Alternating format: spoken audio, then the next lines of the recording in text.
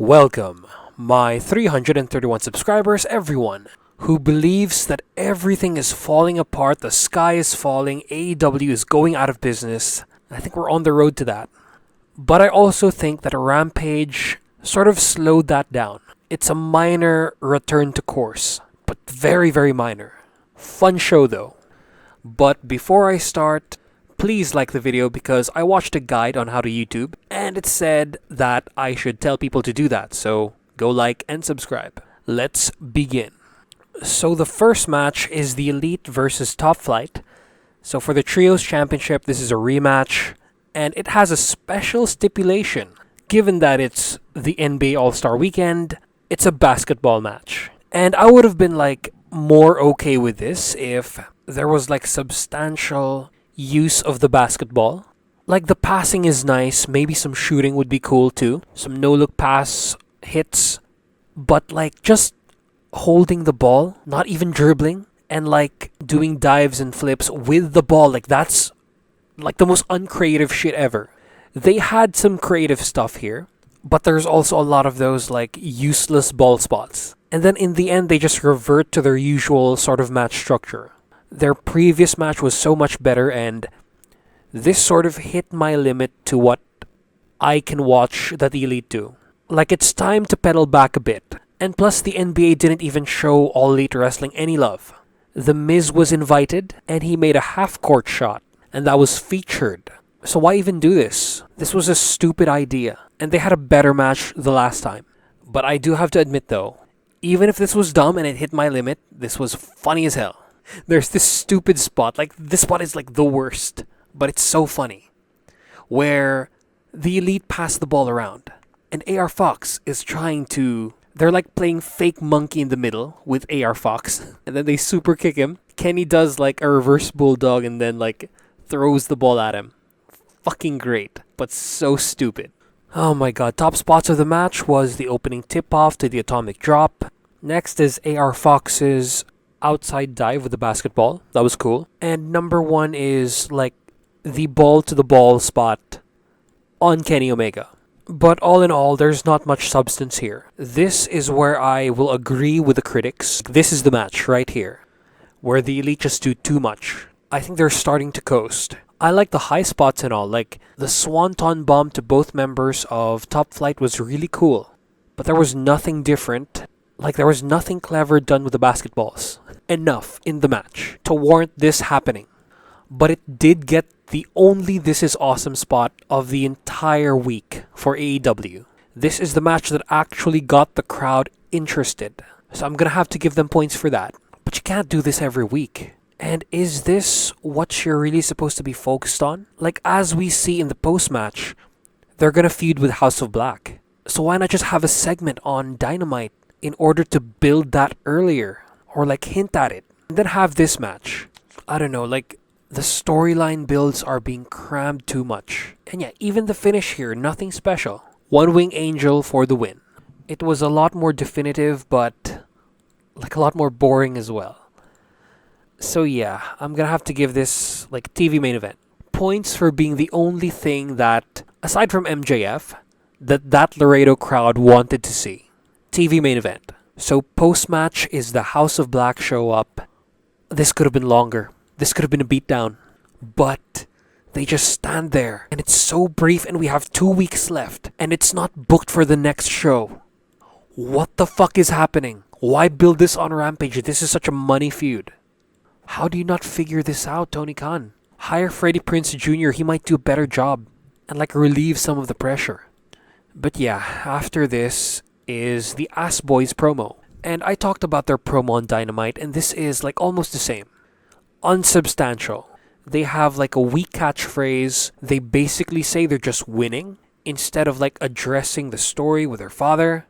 I'm about to release a short, and I actually said the same thing in my AEW Dynamite review, but you need to have a better story with these guys and their dad and the Acclaimed instead of just showing up to disrupt their matches. There's potential here for more drama. We already saw it with Austin Gunn's promo. The guy can cut a promo, but they just choose not to.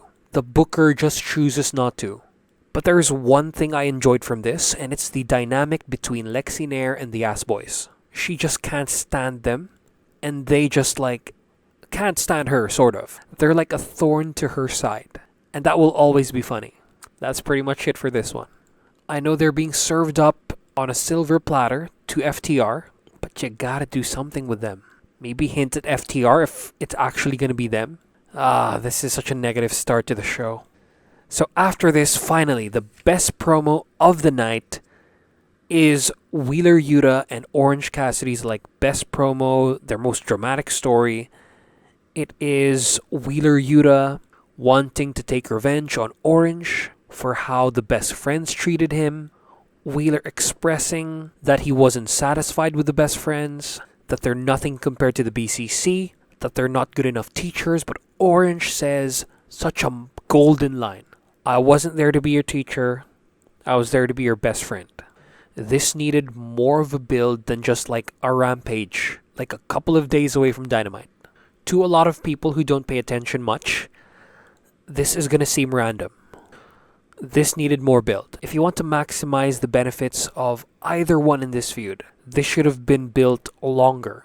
And isn't Orange still involved in a feud to save Paul Walter Hauser's Golden Globe? So yeah, this one, I like the matchup, I like the story, but it's not going to reach its full potential because it wasn't built up enough. But all in all, great promo segment of the night. So the next match is Ricky Starks versus Daniel Garcia. And if I only cared about this feud more, I would have loved this match. Like, this was pretty good for the amount of time they were given. The story was Ricky Starks' leg and he sold it like they were in a pay-per-view. Starts out as a dropkick and then a crash into the steps and then constant working on it. A properly applied Dragon Slayer or Sharpshooter, finally. And then Starks just sells it. They even do like a fallover spot. Moves were well spaced out. The comeback from Starks felt important. And I even liked the finish. Except for the part where Action Andretti attacks Sammy since, like, I don't care about the feud anymore. I was just here for the match and the match delivered, but Andretti smash and grabbing Sammy. Since Sammy is trying to like pull the ropes in order to keep it away from Starks, but it doesn't look like it got kept away. And eventually the ref was going to look at it. Since Starks is going for the ropes, he needs to see a rope break, so I don't see why even try to save Ricky. But yeah, smash and grab. They brawl all the way backstage, but then apparently Andretti just leaves him alone. He was just there to have Sammy distracted, to have Ricky Starks win the match clean. And yeah, finish was awesome. I didn't like the spear. I don't like the spear. It only works on some people, and it doesn't with Starks. But I did like a Rochambeau finish, finally. So yeah, great storyteller match. This is the second best match of this shit feud. I still can't wait for this to end, but TV main event, pay-per-view undercard, it's really good. Check it out.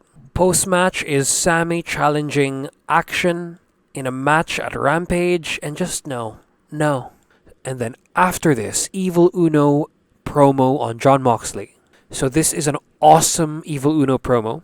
It touches on what it needs to touch on, but there's not enough build here to actually heat up the feud. I believe that the Dark Order should have entered the feud earlier to build up to this. Like, have them talk to Hangman. I think this is going to help the Dark Order if it's not a squash, but it doesn't do anything for the feud. Well, it depends on what actually happens and how the crowd responds. So, number 2 segment of the night, this was okay. But just like, something needs to happen. There should have been like a trios match or something involving any of these guys. And I'm actually worried about the match with Mox, since Mox like tends to coast a lot. The match has a high chance of being bad. We might have another Kip situation, but at least here there's more connection, just missing the build. So after this is Jade Cargill versus Vert Vixen. I'm not going to talk about this anymore. It's a squash match. It's a Jade squash match. Why do we have this on the card? You could have just given the time to Dustin Rhodes and Swerve, who had a great build coming in and a great fucking Dustin interview promo by Mark Henry right before the match. And yeah, the format is back. Mark Henry is doing a pre-match interview. All is right in the world. And this one, like this exchange, was really good. And mostly because of Dustin. I don't like Swerve's reason for the match. I would have liked him to use like the nepotism thing.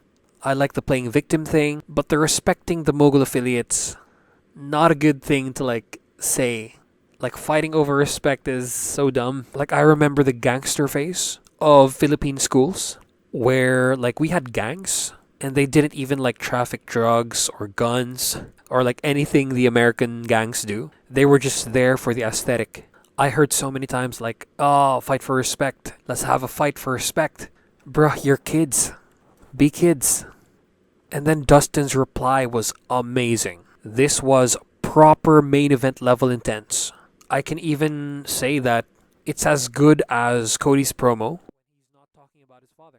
Dustin Rhodes is this avenging, gritty old man who's there to tear shit up before he retires. That's the vibe that he gave, and the words kind of match up. And plus he ends up winning the match. By DQ, but the win is a win. So this might be the start to a Dustin feud, and then he retires with the championship. It better be the right one. It's TNT Championship. He can have a shot at the World Championship, but I think he fails. Or if he wins it, it's like a fake out. And then MJF ruins the moment. That'll be amazing. But yeah, continue the build. You might even justify to like put him in a main event of a pay-per-view if he's built enough. If he draws ratings on Dynamite enough. And I think Dustin Rhodes can. It's just gonna take a couple of months. Maybe more than 6. And then the match itself had the usual pattern, had the usual flow. Evenly matched start. Swerve then dominates, even cuts Dustin open, which I think increased the drama since this is an old man. He's bleeding and he's being put in a chokehold. And like the selling is just really good. Desperation is conveyed very well. Dustin might not be as young and spry as Cody is, but dude can still do some awesome things. I like the attempt at an arm drag. Swerve stops, but Dustin still continues to do the move. I like that despite being the underdog, he looks like a badass doing it. My top spot of the match was the best spot of the entire week.